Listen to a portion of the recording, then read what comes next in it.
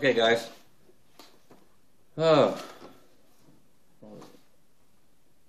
Okay, this one I'm going to do on my, call it the full moon demon. It didn't really have a name. The headless demon, maybe. It was just one of the oral traditional stories of my grandmother, Nellie Clines Brown. She got married, Grandpa Brown. Thelma Nellie Clines. Her dad was William Clines. My great-grandfather, my mom's grandfather, she never knew him. He passed away long before she was born. This is William Cline's story, passed to me from my grandmother. She told me that William Clines was, my great-grandfather was a, how would you say it? Skeely? I can't say it right. Basically, just ties to, like, a shaman, or I think, or a witch doctor. I don't think it's that sense, but in that, he dabbled in the wrong stuff. I'll just say it like that. He dabbled on the dark side, the witchcraft, and we came out of that. But we're saved now. I'm proud to say, saved, sanctified, filled with the Holy Ghost. And that's why I'm going to stay. And that's how I look at these perspectives, even on the paranormal. This is old Jeff's belief and opinion on that. I'm staying on that side. He came out of it. He being a full-blood Eastern man Cherokee. They got all the records for it, got all the proof, all the documentation, hundreds of years of articles. He was a Cherokee. Or Salagi, however you want to say it. First Peoples, Native Peoples, all that. William Cline's story to Grandma was she married Buck Brown, E.W. Brown, my grandfather, and they lived back in Brushy Mountain. They came from the goingsnakes. They were from that goingsnake. Goingsnake was a great orator. He was a great Cherokee chief. They loved him. The goingsnake area, you have to look in Oklahoma. You can look on the web, goingsnake.org, all that stuff. It is an area, district, where he was from. He had land up there. My great-grandfather was not from the Trail of Tears. He was before the Trail of Tears. He came with the old settlers. His grandmother being Getty Soap. In the English translation, Getty Soap would be Katie Soap. And it would be Osa in Cherokee. Osa. So that was his mom. So William Cline's mom and them, they all came with the old settlers. And I think they went up into Missouri. There was some kind of earthquake. It drove them down into Arkansas. This is not, I'm bunching a bunch of history all together like that. And then run down to this area. And he did get his land. He has it, which I don't think we have any anymore. It's on the Cherokee allotment maps. You can see his name and his children's names and all that. Sally, Bitsy Cline, John, Harvey, all these. My grandmother being Thelma Nellie, the younger one. But my grandfather, here's the story. Enough of that. William Cline's story was this. He was off into the dark stuff, the dark side, and get a lot of disagreement for a lot of certain people and that, but he was. And he was, as far as it being dark, light, all that crap. Like I said, he was a healer. With all that comes the wrong stuff, the wrong side. And Grandma said he was a mean man back then. I could go on to other stuff that's more personal on him, but she said he was very, very hard, just a fearful man, mean man, full blood, lived back in the Brushy Mountain area.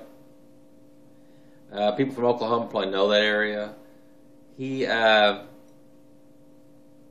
how will I say this? Anyway, his story one night was I'll give you his story of how he came to salvation and believing that Jesus is the Messiah and Christ and all that. And here being a full-blood Indian, Cherokee. He just was riding his horse one night. She said he drank a bunch. He did, but he did not do anything at night. He was on his horse and had been out, and they lived on top of the mountains. So Grandma and my grandfather, who was white, they were married, were living with him. They lived with him. They lived with William Clines, and they called him Paul, or P-Paul. And one night he was gone out. He'd been out doing whatever, Grandma said, and they were at home, and he was on his horse. But I'll go on from William Cline's perspective, telling the story. He came right up his horse. It was dark at night by the full of the moon, coming up a dirt road. Well, you know who's going to live up that road. You know, it's just like if you live out in the mountains or on a dead-end road, you know who belongs and who doesn't belong. Well, coming up the road on his horse, he was riding it, and there was someone walking on the other side of the dirt road in the dark. It was being a full moon night, wasn't in the full of the light yet. So he nodded, kind of a little bit, kind of acknowledged him. And they said when they stepped in the light, it was a beast. He said it was a demon beast, type of a beast, with real long claws, kind of like the Wolverine, to give you an example of that thing. Had claws such like that, and didn't have a head. But it was a beast, and it was just a horrendous beast, a demonic beast. He said his horse came to distance, and he was kicking his horse and doing everything you could imagine he could do to get that horse to go. But it wouldn't go. The horse was just at a dead, frozen standstill. That beast jumped on the back of his horse, wrapped its whatever arms, claws around him, and the horse just burst off, took off running down the road towards his house. On that ride, as he was riding, he said the beast would hang on to him, would slither on his back, slither up underneath the belly of the horse, slither on the neck, and slither every which way you can imagine, and hang back onto him. And he went all the way up into his house, and Grandma said the thing she heard was somebody just screaming bloody murder, throwing a fit, saying, "Get it off me, get it off me, get it off me." Grandma said her and Grandpa ran out there, and there he was, sprawling around the ground, telling them to get it off. She goes, "Pa, what's the matter with you? You know, what's going on?" And William Clines told them the story of what had happened. But he said long before he had told Grandma Clines and Brown, his daughter, my grandma, he said that a long time before, he said the other side would come to him. It was telling him that destruction was coming. Destruction was coming. And that he would be destroyed, basically. And Grandma said he got on his horse and he rode off. And she said he took off. They didn't know where he was going. But his story was, he told later on, was he looked for the nearest local church, probably in that area of Brushy Mountain, which would probably be some little Indian Baptist church or Cherokee Baptist or something like that, or something mission, I'm sure.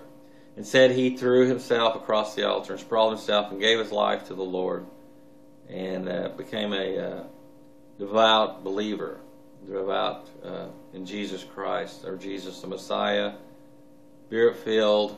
And she said from that day forward he was a changed man. He softened. Grandma said he would spend hours, 2 to 3 hours, in his room just praying, spending time with the Lord. Said he was not the same man. And of course she became a believer later on in life, and she said he would pray all the time, even before his meals or whenever. He would just spend hours upon hours in prayer with the Lord. And she said he told her upon his deathbed, "Do not, please," he begged her, and she promised that he wouldn't. "Don't read cards." He could do anything. He could read stones, cards. He could do he said that, he did natural stuff, which I'm sure was not destructive, natural medicines out of the roots and the leaves. But he also could do the wrong side, he said. And he said, have nothing to do with that stuff. That side of conjuring up stuff. She said he could move tables with his mind. He could make clocks stop with his mind. She said he could like stuff. That's kind of like telekinesis, I think, where you make stuff move all over the room. She said he could do it all. She said, you can say that's a lot of stuff. She goes, I saw it with my own eyes. But that other stuff's demonism. And it is. All the Indian stuff, the Native American stuff, where you're conjuring up those spirits and stuff, that's not good. It is not good, he said. It is demonism. And it is.